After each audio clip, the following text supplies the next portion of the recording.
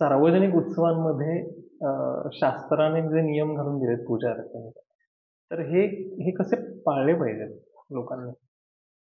कारण बरेचदा असं एक बघण्यात येतं, की नाही पाळत. म्हणजे नागरिक येतात, दर्शनाला येतात, तिथेही पाळत नाहीत नागरिक हं. किंवा तरुण मुलं असतील, कार्यकर्ते असतील किंवा मिरवणुकांचे त्यात जे काही स्वरूप आहे हं, सध्याचं, हं. त्यातही ते काही नियम पाळले जात नाही असं दिसून येतं. हो. तर मग ते कसे पाळले पाहिजे सगळ्यांनी? काय सल्ला?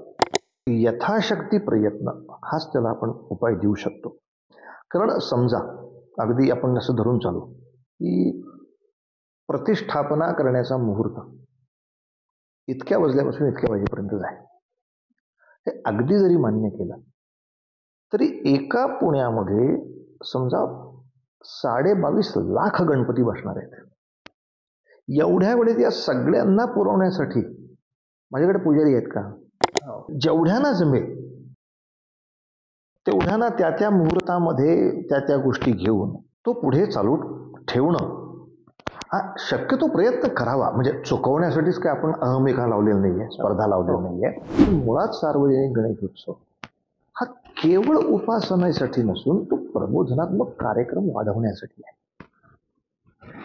त्यामुळे उपासनेला शून्य स्थान नाही, पण त्याच्यामध्ये फक्त उपासनेसाठी असलेलं उपासना केंद्र याच्यात जे नियम पाळले पाहिजेत तितकी नियमाची कडकता सार्वजनिक ठिकाणी असायला हवी असं नाही म्हणता येणार आपल्याला. परंपरा भारतीय राखण्याच्या दृष्टीनं गणेश मंडळांनी 100% असा विचार केला पाहिजे, की दर्शन होणं, आरती होणं याच्यामध्ये सात्विकता कशी राखली जाईल ही 100% बघावी. त्याला काही मुहूर्ताची किंमत नाही आहे. थोडीशी तरी एक शास्त्रशुद्ध उपासना, आता मुहूर्ताची उपासना प्रत्येक वेळेला खूपच पाळली जाईल याची शक्यता नाही धरता येणार. 20 लाख गणपतीचं विसर्जन व्हायचं आहे आणि ठीक आहे, उघडाच नाचत बसलोय आणि वेळ काढलाय असं होऊ नये, हे अगदी मान्य आहे.